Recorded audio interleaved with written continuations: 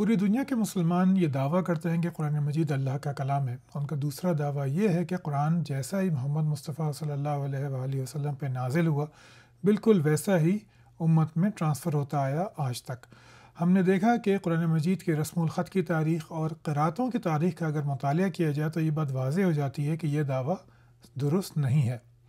قرآن مجید بہت ساری تبدیلیوں سے گزرا، بہت ساری اس کے اندر کمی بیشی ہوتی رہی، ترتیب بدلتی رہی، اور وہ اس حالت میں جیسا کہ وہ آج ہمارے ہاتھوں میں ہے ویسا ہرگز آج سے 800، 900، 1000، 1200 سال پہلے نہیں تھا۔ اس دعوے کا رد کیا جاوید احمد غامدی نے، جو آج کے بہت مشہور اسکالر ہیں، اور اس کو پایہ تکمیل تک پہنچایا ان کے شاگرد ڈاکٹر شہزاد سلیم نے۔ انہوں نے اس موضوع پہ ایک بہت دقیق ریسرچ کی اور اس پہ پی ایچ ڈی کی ڈگری حاصل کی گلاسکو یونیورسٹی سے۔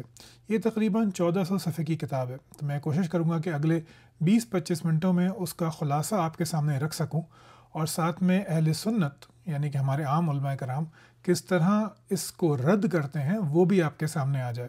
اس پہ پھر الحاد کا نقطہ نظر میں کسی اگلی ویڈیو میں بتاؤں گا۔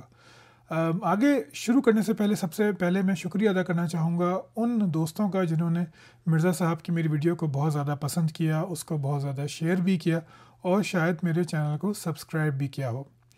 میں آپ کو کوئی دھوکہ دینا نہیں چاہتا۔ میں مرزا صاحب کی آزاد خیالی، ان کا سیلف لرننگ، ان کا حدیث سے محبت، ان سے اہل بیت کی محبت سے بہت عزت کرتا ہوں۔ مجھے سب سے زیادہ ان کی بات یہ پسند ہے کہ وہ حق بات کہنے سے نہیں گھبراتے، اس کے لیے جس بات کو حق سمجھتے ہیں پوری جان جوکھم سے اس کی ترویج کے لیے، اشاعت کے لیے لگے ہوئے ہیں۔ لیکن ان سب کے باوجود بھی میں مرزا صاحب کو درست نہیں سمجھتا۔ میرا چینل اسلام، باقی ادیان، فلسفہ، تاریخ، سائنس، اس کی روشنی میں ایک تنقیدی چینل ہے۔ میں کسی بھی مذہب کو درست نہیں سمجھتا۔ تو اگر آپ مرزا صاحب کی محبت میں میرے ساتھ جڑے ہیں تو میری معذرت قبول کیجئے۔ اس چینل پہ آپ کو بہت زیادہ مواد تو ملے گا سوچنے سمجھنے کا، لیکن اسلام کی طرفداری شاید آپ کو نہ مل سکے، جیسے کہ مرزا صاحب فرماتے ہیں۔ اس انٹروڈکشن کے بعد اگر آپ میرے ساتھ ہیں تو پھر آگے چلتے ہیں۔ تو سب سے پہلے ڈاکٹر شہزاد سلیم 8-10 سوالات متعین کرتے ہیں جس کی وجہ سے انہوں نے یہ اسٹڈی اپنی شروع کی۔ یہ انہوں نے اپنی کتاب میں اور بہت سارے لیکچر میں تفصیل سے بتایا۔ یہ تقریباً 8 یا 9 سوالات ہیں۔ میں ان کو ایک ایک کر کے ان پہ بات کرتا ہوں۔ اسکرین پہ آپ یہ دیکھ سکتے ہیں۔ تو پہلا سوال تو یہ کہ قرآن مجید کے 5 ورژن موجود ہیں آج، جبکہ اللہ کا کلام تو ایک ہی رسول پہ ایک ہی دفعہ اترا۔ 5 ورژن سے مراد یہ ہیں کہ 5 مختلف طرح کی قراتیں آج چھاپی جاتی ہیں اسٹیٹ لیول پہ، اور پوری دنیا میں یہ گردش کرتی ہیں۔ ہم جانتے ہیں جیسے انڈیا پاکستان میں حفظ کا قرآن پڑھا جاتا ہے، شمالی افریقہ وغیرہ میں جو ہے وہ نافع کی قرات ہوتی ہے، پھر حمزہ کی قرات ہے، دوری کی قرات ہے، ورش کا قرآن ہے۔ تو یہ اگر ہم دیکھیں تو اکثریت جو ہے تقریباً 99% جو ہیں وہ ان 5 ورژنس کو ہی پڑھتے ہیں، یعنی قرآن مجید کے 5 ڈفرینٹ ورژنز ہیں۔ تو یہ شہزاد سلیم صاحب کو عجیب سی بات لگی کہ ایسا کیسے ہو سکتا ہے کہ اللہ کا کلام تو ایک ہے اور وہ اتنے سارے اس کے مختلف ایڈیشنز ہوں یا ورژنز ہوں، آپ کہہ لیجیے۔ دوسرا سوال وہ یہ اٹھاتے ہیں کہ تفاسیر میں مختلف قراتوں کا تذکرہ موجود ہے جن میں قرآن پڑھا جاتا تھا، یعنی کہ ہماری تفسیروں میں جب لکھی گئیں تو ان میں بہت ساری مختلف قراتوں کے اوپر بھی تفسیر کی گئی، یعنی ایک آیت کی اگر ایک تفسیر ہے تو پھر دوسری قرات میں اس کی دوسری تفسیر، کیونکہ بدل گیا مطلب، تو دوسری تفسیر بھی کی گئی۔ تو اس کی وجہ یہ کہ جو فکر فراہی یا فکر غامدی ہے اس میں قرآن مجید کیا مطلب ایک ہی ہونا چاہیے، کیونکہ وہ اللہ کا کلام ہے، وہ میزان ہے، فرقان ہے، تو ایسا کیسے ہو سکتا ہے کہ جب دل چاہا اس کا نیا مطلب نکال لیا۔ تو یہ دوسرا سوال تھا۔ پھر وہ یہ بتاتے ہیں کہ بہت سی ایسی احادیث ہیں جن میں دعویٰ کیا گیا ہے کہ قرآن نامکمل ہے۔ اچھا، اس کی مثالیں بے شمار ہیں۔ جیسے حضرت عائشہ صدیقہ سے روایت ہے کہ رضاعت کی آیت جو تھی وہ قرآن مجید میں موجود تھی لیکن وہ پھر کھو گئی۔ ایسے ہی حضرت عمر کی ایک روایت بہت مشہور ہے جو رجم کی سزا سے متعلق ہے کہ یہ آیت ہم قرآن میں پڑھتے تھے، لیکن جن صاحب کو یہ آیت یاد تھی وہ جنگ یمامہ میں شہید ہو گئے تو یہ آیت ضائع ہو گئی۔ اسی طرح کئی ایسی آیات موجود ہیں جو بتایا جاتا ہے کہ قرآن میں لکھی ہوئی ہیں لیکن وہ آج قرآن میں موجود نہیں ہیں۔ تو ان احادیث کی موجودگی سے بھی یہ ثابت ہوتا ہے کہ نہ قرآن مجید محفوظ رہا، اور جب وہ محفوظ نہیں رہا تو نہ وہ میزان ہے اور نہ وہ فرقان ہے۔ پھر وہ آگے ایک اور سوال اٹھاتے ہیں کہ قرآن مجید میں املا کی غلطیاں موجود ہیں۔ پچھلی ویڈیو میں نے اس کی کچھ مثالیں آپ کو دکھائی تھیں کہ واقعی عربی کے لحاظ سے املا کی غلطیاں قرآن مجید میں بہرحال موجود ہیں۔ پھر آگے چلتے ہیں، وہ تو کہتے ہیں کہ مصاحف عثمان رضی اللہ عنہ میں اختلافات موجود ہیں۔ یہ بھی میں نے پچھلی ویڈیو میں آپ کو مثالیں دکھائی تھیں اس کی، کہ مصحف عثمانی جو مختلف شہروں میں بھیجے گئے ان میں آپس میں فرق تھے، الفاظ کے فرق تھے، صرف زیر زبر پیش کے فرق نہیں تھا، الفاظ تک کے فرق تھے۔ پھر قرآن مجید کی جمع و تدوین کی مختلف روایات موجود ہیں۔ مطلب ایک روایت یہ بتاتی ہے، جس کو سنی اسلام نے اپنا لیا، کہ حضرت ابو بکر نے جمع کیا، پھر حضرت عثمان نے جمع کیا۔ شیعہ روایت ہے وہ یہ بتاتی ہے کہ حضرت علی نے قرآن مجید جمع کیا، اور جب آپ اس قرآن کو شیخین کے پاس لے کے گئے تو انہوں نے اس کو مسترد کر دیا، اور پھر وہ امام غائب اب جب ظاہر ہوں گے تو وہ پھر وہ قرآن لے کر آئیں گے۔ تو ایک میزان فرقان اللہ کا کلام جو ہے، جس کی محفوظیت کا دعویٰ ہے، اس کے بارے میں اس قدر متنوع مختلف روایات کس طرح ہو سکتی ہیں۔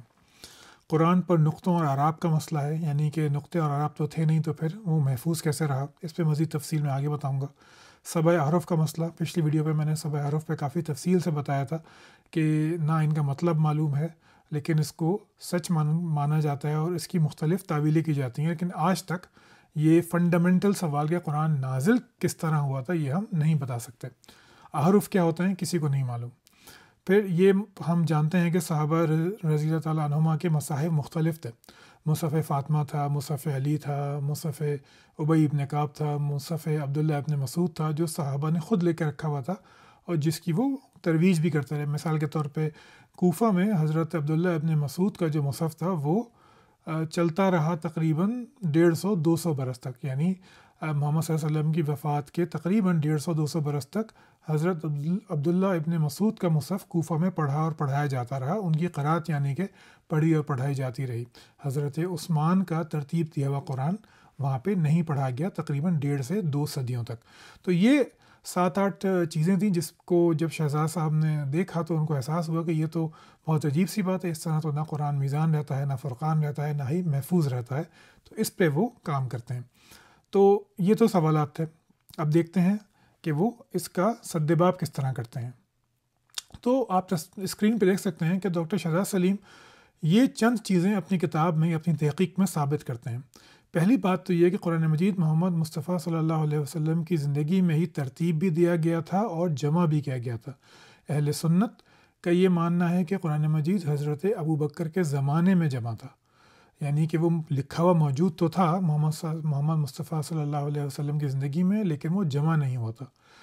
اہل تشیع مانتے ہیں کہ قرآن مجید محمد مصطفیٰ صلی اللہ علیہ وسلم کی زندگی میں جمع ہو گیا تھا حضرت علی کے ہاتھوں، لیکن چونکہ اس کو شیخین نے یعنی کہ حضرت ابو بکر اور حضرت عمر نے ریجیکٹ کر دیا تو وہ اسے لے کے چلے گئے اور اب وہ امام غائب کے پاس ہے۔ تو یہ 3 مختلف بیانی ہیں۔ دوسری بات وہی ثابت کرتے ہیں کہ اس کا ثبوت خود قرآن مجید میں موجود ہے سورہ قیامہ میں، اس کی تفصیل میں آپ کو آگے بتاؤں گا۔ قرآن مجید کو ایک آخری قرأت پر جمع کیا گیا تھا اور رسول اللہ کو حکم دیا گیا تھا کہ وہ اسی قرأت کی پیروی کریں، اور اسی کو قرأت العامہ بھی کہا جاتا ہے۔ آخری بات یہ کہ اسی آخری قرأت کے بعد اللہ تعالیٰ نے خود بتا دیا تھا کہ کون سے احکام منسوخ ہیں اور کون سے احکام جاری رہیں گے، یا پھر کن احکامات کی تفصیل کی ضرورت ہے۔ تو یہ جو آخری قرأت ہے یہ عرض اخیرہ کی قرأت مانی جاتی ہے، اور اس کی میں تھوڑی سی تفصیل کر دوں کہ شہزاد سلیم صاحب کا دعویٰ یہ ہے کہ عرض اخیرہ کی جو قرأت تھی اس میں تمام قرأتوں کو منسوخ کر کے ایک قرأت پہ آپ صلی اللہ علیہ وسلم کو قرآن دیا گیا تھا، یعنی کہ قرآن کی قرأت بھی پھر فکس کر دی گئی تھی اور اس کی ترتیب بھی فکس کر دی گئی تھی، اور اسی کو قرأت العامہ کہا جاتا ہے۔ آئیے ان کے دلائل کا مختصر جائزہ لیتے ہیں۔ تو پہلی بات تو یہ کرتے ہیں ڈاکٹر شہزاد کہ اپنی کتاب، یہ کتاب تقریباً 1400-1500 صفحات کی ہے اور بہت ہی زبردست ریسرچ کی ہے۔ تو پہلے وہ قرآن مجید کا جو اہل سنت کا جو بیان ہے وہ اس پہ تنقید کرتے ہیں، اس کی کمزوری واضح کرتے ہیں، پھر وہ اپنی بات کے دلائل رکھتے ہیں۔ تو قرآن مجید کا جو جمع اول ہے اس پہ تنقید دیکھتے ہیں۔ پہلی بات تو یہ کہ اس کی جمع کرنے کی وجہ بہت مجہول ہے۔ میں نے پہلے بھی ذکر کیا تھا کہ جنگ یمامہ میں صرف 1 یا 2 حفاظ کے شہید ہونے کی خبر ہمیں ملتی ہے، اس کے علاوہ وہاں پہ کوئی حافظ شہید نہیں ہوا تھا۔ لیکن پھر میں نے یہ بھی بتایا تھا کہ کئی معتبر جو ہیں تاریخ داں وہ دعویٰ کرتے ہیں کہ 200 سے 500 تک حفاظ وہ شہید ہوئے تھے۔ اس میں 70 کا لفظ بھی آتا ہے، 200 سے 300 to 500 کی شہادت ہوئی تھی، اس میں 70 سے اوپر حفاظ تھے، معذرت اس کے لیے۔ پھر وہ یہ بتاتے ہیں کہ جنگ حضرت ابوبکر ہمیشہ شورا بلاتے تھے، لیکن اتنا بڑا معاملہ جب انہوں نے کیا، یعنی کہ ایسا کام جو آپ صلی اللہ علیہ وسلم نے اپنی زندگی میں نہیں کیا، اس کا فیصلہ انہوں نے خود ہی کر لیا. یعنی حضرت عمر نے ان کو مشورہ دیا اور انہوں نے فوراً مان لیا، جبکہ ان کی سیرت میں یہ بات شامل تھی کہ کوئی بھی بڑا فیصلہ وہ شورا کے بغیر نہیں کرتے تھے. اور جمع قرآن کسی بھی حال میں ایک انسان کا کام نہیں. مطلب آپ خود سوچئے کہ ایک قرآن مجید 23 سال تک نازل ہوا ہے، بہت ساری آیات ہیں، بہت ساری آیت نازل ہوئیں، پھر منسوخ ہوئیں، کچھ کی تلاوت منسوخ ہوئی لیکن حکم باقی رہا، کچھ کی تلاوت بھی منسوخ ہو گئی، حکم بھی منسوخ ہو گیا، اور کچھ کا حکم باقی رہا اور تلاوت منسوخ ہو گئی. یعنی کہ کافی پیچیدہ معاملہ تھا. تو اس میں یہ کیسے ہو سکتا ہے کہ صرف ایک 22-23 سال کے لڑکے کو اتنی اہم ذمہ داری سونپ دی جائے؟ یہ بھی کچھ بات عقلی نہیں لگتی حضرت ابوبکر جیسی شخصیت سے کہ وہ اس پہ عمل کریں گے. پھر وہ یہ بتاتے ہیں کہ اس جمع کی جو روایت ہے وہ 3 نسلوں تک صرف 3 لوگ ہی کرتے ہیں. یعنی زید بن ثابت بتاتے ہیں ابئی کو، اور ابئی سے پھر زہری، اور زہری سے پھر زہری کے شاگرد. اس پہ میں آگے مزید بات کروں گا. انس بن مالک جو کہ حضرت زید سے صرف 1 برس چھوٹے تھے اور ان کے بہت زیادہ شاگرد تھے، یعنی 200 سے اوپر شاگرد تھے ان کے، وہ اس روایت کا، اس تاریخ کا کوئی ذکر نہیں کرتا. یہ بہت ہی عجیب بات ہے کہ اتنا بڑا کام مسلمان کر رہے ہیں لیکن اس کی خبر صرف ایک فرد کو ہے، اس کی روایت صرف ایک فرد آگے بیان کر رہا ہے. اس کے طرق مختلف ہیں لیکن ہر طرق میں افراد ایک ہی ہیں. یہ مراد ہے اس سے کہ ایک ہی بندہ بیان کر رہا ہے. اور پھر جو حضرت انس ہیں، ان سے اتنے صحابی، ان سے اتنے تابعی جو ہیں وہ تعلیم حاصل کر رہے ہیں، اور وہ زمانے میں موجود تھے وہیں پہ، لیکن انہوں نے ایسی کوئی بات نہیں کی. اور جو ایک بہت اچھا اعتراض ہے یا بہت تگڑا اعتراض کہہ لیں اسے، وہ یہ ہے کہ ہماری جو اولین تواریخ ہیں، یعنی کہ طبقات ابن سعد، تاریخ طبری، اس میں اس واقعے کا کوئی ذکر ہے ہی نہیں سرے سے.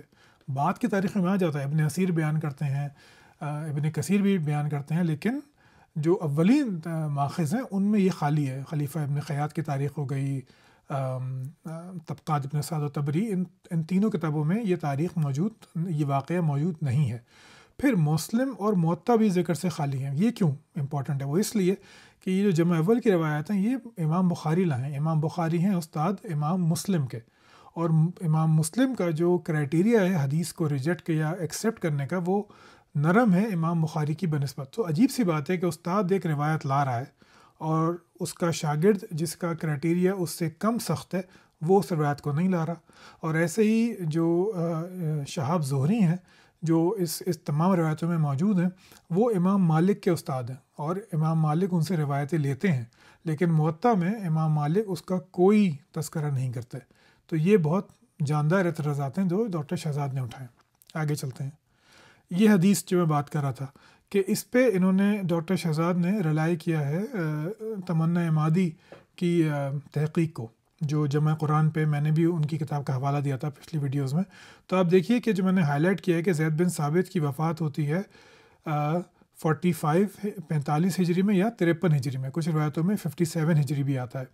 اور جو ان سے روایت کر رہے ہیں، ڈائریکٹ ان سے سننے کا جو دعویٰ کر رہے ہیں، عبید ابن سباق، وہ پیدا ہوتے ہیں 50 ہجری میں. یعنی کہ یا تو زید بن ثابت وفات پا چکے ہیں ان کی پیدائش سے پہلے، یا پھر عبید جو ہیں وہ صرف 4 یا 5 یا 6 سال کے ہیں جب زید بن ثابت کا انتقال ہو جاتا ہے. تو وہ ان سے کیسے سن سکتے ہیں؟ تو تمنا عمادی اس تحقیق کے بعد اس روایت کو، بخاری کی روایت کو منقطع قرار دیتے ہیں، یعنی کہ اس کی جو چین آف نریشن ہے وہ ٹوٹی ہوئی ہے. ڈاکٹر شہزاد سلیم بھی اس کو قبول کرتے ہیں اور اس کو اپنی کتاب میں بہت تفصیل سے بیان کرتے ہیں. اب آئیے جمع دوم پہ. اس میں وہی بات ہے کہ اس کی جو وجہ جمع ہے وہ مجہول ہے. وہ کیوں مجہول ہے؟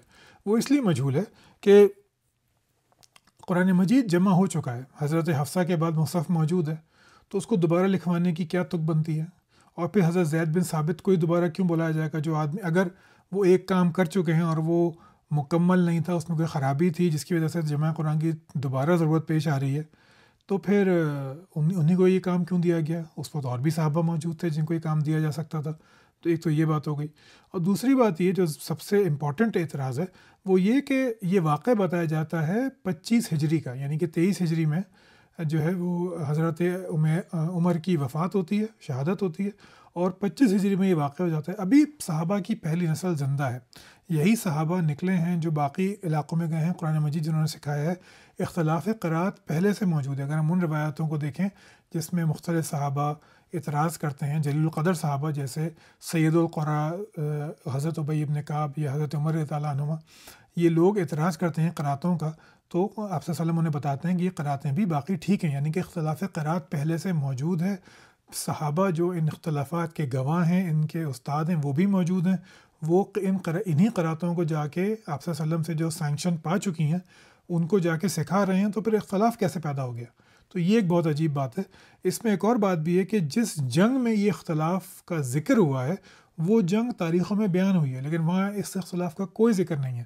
وہاں پہ یہ بتایا گیا ہے کہ مسلمانوں میں جھگڑا پیدا ہو گیا تھا اس بات پہ کہ مال غنیمت تقسیم کیسے ہوگا، اس میں اس بات کا کوئی ذکر ہی نہیں ہے۔ تو یہ بھی ایک بہت عجیب بات ہے۔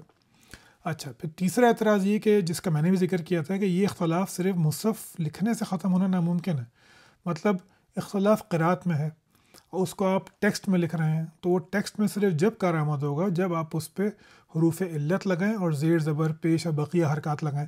وہ تو تھی نہیں، یہ بات متفق علیہ ہے کہ حضرت عثمان کے قرآن مجید میں نہ حروف علت تھے اور نہ ہی کوئی حرکات تھیں، تو پھر اس سے قرات کا اختلاف کیسے دور ہو گیا؟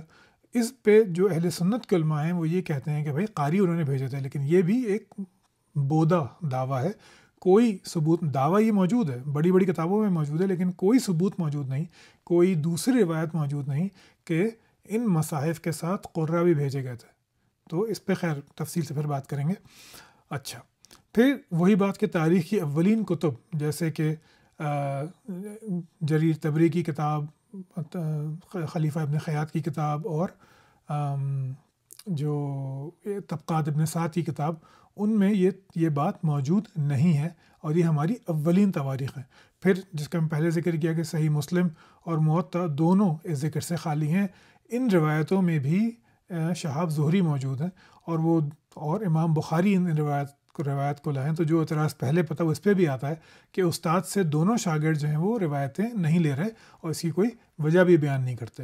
اچھا، یہ جو جمع دوم کی احادیث پہ شہزاد صاحب نے بہت لمبی بات کی ہے، میں ان کو چھوڑا ہوں کیونکہ وہ بہت دقیق بحثیں ہیں اور بہت زیادہ ٹائم اس میں ہو جائے گا، آلریڈی 17-18 منٹ ہو چکے ہیں۔ صحیح، آگے چلتے ہیں۔ اچھا، اور مسائل کیا تھے اس میں؟ یہ جو ہمیں بتایا جاتا ہے جو قرآن مجید اس طرح جمع ہوا، وہ ہے سورہ توبہ، سورہ احزاب کے آیات کا مسئلہ۔ تو یہ اس کی تفصیل یہ ہے کہ جو حضرت ابوبکر نے جمع کیا تھا اس میں بتایا تھا کہ سورہ توبہ کی آیات نہیں ملی اور وہ ایک صحابی سے ملی، اب ان کے نام مختلف ہیں روایتوں میں۔ اور پھر جب حضرت عثمان نے جمع کیا تو سورہ احزاب کی ایک آیت نہیں ملی، وہ بھی انہی صحابی کے پاس ملی۔ تو اب عجیب سی بات ہوتی ہے کہ سورہ توبہ کی آیت نہیں ملی، وہ انہی صحابی کے پاس تھی، تو انہوں نے دوسری آیت کیوں نہیں بتائی کہ بھائی میرے پاس یہ دونوں آیتیں لکھی ہوئی ہیں جو کسی اور کے پاس نہیں ہیں؟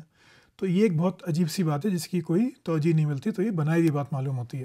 پھر جیسے میں پہلے ذکر کیا کہ مصاحف عثمان میں قرات کے اختلافات موجود ہیں، یعنی جس مسئلے کو حل کرنے کے لیے مصاحف عثمان لکھے گئے تھے قرات کے اختلاف کو، وہ خود ہی موجود ہیں ان کتابوں کے اندر، ان مصاحف کے اندر۔ میں نے آپ کو پچھلی ویڈیو میں اس کی مثالیں دکھائی تھیں۔ پھر جیسے ذکر کیا پہلے کہ حضرت علی نے جمع قرآن کر لیا، تو وہ بھی ایک عجیب سی بات ہے کہ ایک روایت کچھ کہہ رہی ہے، دوسری روایت کچھ کہہ رہی ہیں۔ پھر جو سب سے آخری کے 2 اعتراضات بہت ہی اہم ہیں کہ حضرت عثمان کی کمیٹی پہ اعتراضات ہیں۔ حضرت عثمان جو کمیٹی بناتے ہیں وہ بالکل نوجوان لوگوں کی ہوتی ہیں۔ زید بن ثابت اور باقی 3 افراد جو تھے وہ علم والے لوگ تھے، لیکن آپ صلی اللہ علیہ وسلم کی وفات کے وقت وہ 8 یا 9 سال کے تھے، اور حضرت زید بن ثابت کو ہٹا کے وہ 8 یا 9 سال کے تھے، بقیہ 3۔ ان کی واحد کوالیفیکیشن شاید یہ تھی کہ وہ حضرت عثمان کے داماد تھے تینوں۔ تو اس پہ اعتراضات اٹھائے گئے کہ جلیل القدر صحابہ جن کو پوری امت مانتی ہے، جن کا روب ہے، دبدبہ ہے، علم و فضل کے لوگوں کے گرویدہ ہیں، ان کو چھوڑ کے آپ یہ کہنا چاہیے کہ اتنے نوجوان لوگوں کو کیوں لے رہے ہیں جن کے کوئی اتنا خاص کوئی ان کی کوالیفیکیشن نہیں معلوم ہوتی ان کی۔ اور پھر جو ایک اور عجیب و غریب بات جو علماء بتاتے ہیں وہ یہ کہ قرآن مجید پہ آراء پہلے لگائے گئے اور نقطے اس کے بعد لگے۔ اب ذرا سوچئے کہ اگر آپ کے قرآن کا ٹیکسٹ آپ کے پاس ہے جس میں حروف علت نہیں ہے، اس پہ اگر آپ آراء لگا بھی دیں گے تو بغیر نقطوں کے آپ اسے کیسے پڑھیں گے؟ اور یہ دعویٰ بالکل جھوٹ اس طرح ثابت ہو جاتا ہے کہ جب ہمارے پاس جو قرآن مجید کے نسخے دریافت ہوئے ہیں ان میں نقطے پہلے آئے ہیں اور اعراب بعد میں آئے ہیں. تو یہ بھی ایک مسئلہ ہے جس کی وجہ سے ان روایتوں کو اور اس جمع قرآن کی تاریخ کو ماننا مشکل ہو جاتا ہے. اب آتے ہیں کرکس آف دا میٹر کی طرف کہ شہزاد سلیم صاحب اپنا نقطہ نظر کیسے ثابت کر رہے ہیں. تو یہ امام فراہی کا نقطہ نظر ہے جو انہوں نے اپنی تفسیر سورہ قیامہ میں بیان کیا ہے. تو اوپر میں نے جو آیت لگا دی اس میں عام ترجمہ ہے کہ تم یاد کرنے کی جلدی میں قرآن کے ساتھ اپنی زبان کو حرکت نہ دو، بے شک اس کا جمع کرنا اور اس کا پڑھنا ہمارے ذمہ ہے. تو جب ہم اسے پڑھ لیں تو اس وقت اس پڑھے ہوئے کی اتباع کرو اور بے شک اس کا بیان فرمانا ہمارے ذمہ ہے. نیچے جاوید غامدی کا ترجمہ ہے، اس کو انہوں نے اسٹیجز میں کر دیا ہے. وہ یہ کہہ رہے ہیں پہلی بات تو وہ یہ کہ اس قرآن کو جلد پانے کے لیے زبان حرکت مت دو، لیکن اس کا جمع کرنا اور سنانا ہمارے ذمہ ہے، یعنی کہ قرآن مجید کا جمع کرنا بھی اللہ کے ذمہ ہے. یعنی وہ اس کو اسٹیجز میں لے رہے ہیں کہ پہلے ہم اس کو جمع کریں گے، پھر تمہیں سنائیں گے، اور پھر تم اسی طریقے پہ پڑھنا ہے. یعنی کہ ہم اسے جمع کریں گے، کب کریں گے؟ عرض اخیرہ میں، جو قرآن مجید کی آخری قرأت ہوئی ہے، جو آپ صلی اللہ علیہ وسلم نے 2 مرتبہ فرمائی ہے اپنی آخری رمضان المبارک میں، اس میں اس کو جمع کیا جائے گا. یعنی کہ اس کی سیکوینسنگ کی جائے گی، جو آیات منسوخ وغیرہ ہیں ان کو نکال دیا جائے گا، اور پھر اس کی ایک قرأت سنانا، مطلب آپ جیسے ہے نا قرأ نہ ہو، مطلب سنائیں گے، سنایا جائے گا اسے، یا تو وہ آپ صلی اللہ علیہ وسلم کو سنایا جائے گا اس قرأت میں جو کہ اللہ تعالیٰ کی فائنل منظور شدہ قرأت ہے.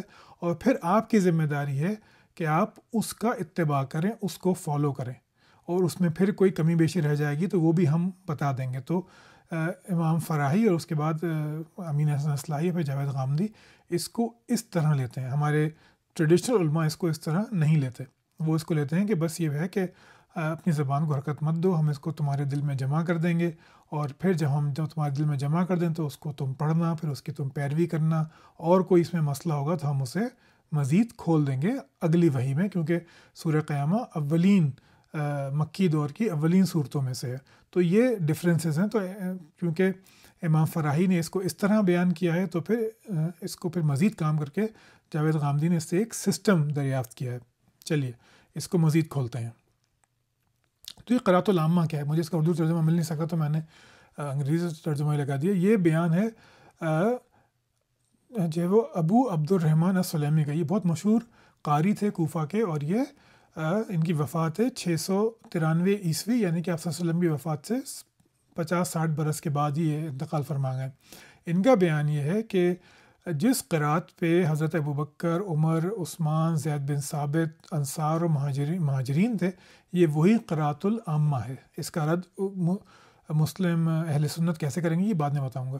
تو یہ وہ پیش کرتے ہیں کہ دیکھیے کہ جو پہلی صدی ہجری کے جو مشہور قاری ہیں وہی بتا رہے ہیں کہ تمام انصار، مہاجرین اور اکابر صحابہ وہ ایک ہی طرح قرآن، ایک ہی قرأت پہ قرآن پڑھتے تھے. یہ ان کی بہت بڑی دلیل ہے. آگے چلتے ہیں. تو اب شہزاد صاحب کا بیان یہ ہے کہ ایک ہی قرأتی جو ہمارے اکابرین قرأت العامہ کہتے تھے جس کو، اور ہم اس کو حفص عاصم کہتے ہیں. یہ نام بعد میں پڑا کیونکہ حفص وہ قاری تھے جنہوں نے قرآن مجید کو بالکل ویسا ہی پڑھا جیسا کہ پرانے عرب یا کلاسیکل عرب میں اس کو پڑھا جاتا تھا. باقی جو قراء تھے انہوں نے اپنی قرأت میں مختلف طرح کے اضافے کر لیے. وہ بعد میں بتاؤں گا کہ وہ اضافے کیسے ہوئے، لیکن وہ یہ کہتے ہیں اس لیے اس قرأت کو پھر قرأت العامہ کے بجائے قرأت حفص کہا جانے لگا. آخر میں وہ یہ بات کہتے ہیں کہ القرأت العامہ کی جو اصطلاح ہے وہ مدینہ اور کوفہ کی جو متفقہ قرأت تھی اس کے لیے بھی استعمال کی جاتی تھی. تو یہ ایک اور ثبوت ہے کہ نہ صرف یہ کہ صحابہ ایک ہی قرأت کو پڑھتے تھے، بلکہ بعد میں آنے والے لوگوں میں بھی قرأت العامہ جو تھی وہ جاری و ساری تھی. اب یہ قرآن مجید کی ٹرانسمیشن کے بارے میں کیا کہتے ہیں اس پہ نظر ڈالتے ہیں. تو تاریخ یہ بتاتی ہے کہ صحابہ نے قرآن کو اجماع اور تواتر سے آگے پہنچایا. یعنی اجماع کو وہ یہ کہہ رہے ہیں کہ کسی بھی صحابی نے قرآن کے متن میں اختلاف نہیں کیا، وہ تمام اس پہ متفق تھے کہ یہ قرآن ہے اور یہ قرآن نہیں ہے. تواتر اصل میں 2 ہوتے ہیں کہ خبر متواتر اور ایک ہے نقل متواتر. خبر متواتر یہ کہ کوئی ایونٹ ہوا ہے، جیسے کہ پہلی جنگ عظیم ہوئی ہے، تو اس پہ اتنے لوگوں نے اس کو رپورٹ کیا ہے کہ اس کا جھوٹ پہ جمع ہونا اس کا ناممکن ہے. نقل متواتر یہ کہ کوئی چیز بغیر تبدیلی کے ایک جگہ سے دوسری جگہ یا ایک انسان سے دوسرے انسان تک یا ایک نسل سے دوسری نسل تک پہنچا دی جائے. اور یہ جو تواتر ہے قرآن مجید کے معاملے میں زبانی طور پہ ہوا، یہ وربیٹم ہوا، یعنی کہ یہ نقل متواتر سے آگے آیا ہے، یہ قرآن اس طرح پہنچا ہے آگے۔ اچھا، یہ ہم اچھی طرح سمجھ لیں کہ یہ تواتر ایسا نہیں تھا کہ صحابہ نے پورا قرآن یاد کیا اور اگلوں کو پورا قرآن سمجھا دیا، نہیں، بلکہ صحابہ ایک صحابی نے کچھ صورتیں یاد کی، دوسری نے دوسری صورتیں یاد کی، وہی اس نے آگے پہنچائیں، اور مجموعی طور پہ پورا قرآن جو ہے وہ اس طرح نقل متواتر سے بغیر کسی زیر زبر پیش و شے قرات کی تبدیلی کے آگے پہنچائے، وہ اس کو نقل متواتر کہتے ہیں کہ اس پہ یہ اتنے زیادہ لوگ ہیں کہ اس میں غلطی کا احتمال ناممکنات میں سے۔ اچھا، یہ بات سمجھ لیجئے کہ جو متواتر کی ٹرم ہے یہ فلسفے کی ٹرم ہے، یہ اسلامی ٹرم نہیں ہے، یہ یونانی فلسفے سے آئی ہے اور یہ فقہ سے آئی ہے، اور فقہ سے پھر یہ علم قرات میں بھی استعمال ہونے لگی۔ اس سے یہ مانا جاتا ہے کہ اس سے علم قطعی حاصل ہوتا ہے، یعنی اگر ہم کسی چیز کو متواتر مان لیں تو اس سے پھر علم قطعی حاصل ہوتا ہے، چاہے وہ خبر متواتر ہو، چاہے وہ نقل متواتر ہو، چاہے وہ لکھ کر ہو متواتر یا زبانی متواتر ہو، وہ علم قطعی ہوتا ہے، تو وہ اس کو اس طرح بیان کرتے ہیں۔ اچھا، اب شہزاد سلیم صاحب یہ بھی کرتے ہیں کہ ریاست کا قرآن مجید کے جمع و ترسیل کا وہ انکار کرتے ہیں، جیسے ہم تو یہ کہتے ہیں کہ حضرت ابوبکر نے اسٹیٹ لیول پہ قرآن مجید جمع کیا، پھر حضرت عثمان نے اسٹیٹ لیول پہ اس کو جمع کیا، اس کو پھیلایا، وہ اس کا انکار کرتے ہیں۔ وہ یہ کہتے ہیں حضرت ابوبکر نے تو کوئی اس طرح قرآن جمع کیا ہی نہیں، حضرت عثمان نے بھی جمع نہیں کیا، انہوں نے دوسرے کام کیے۔ وہ کیا تھے؟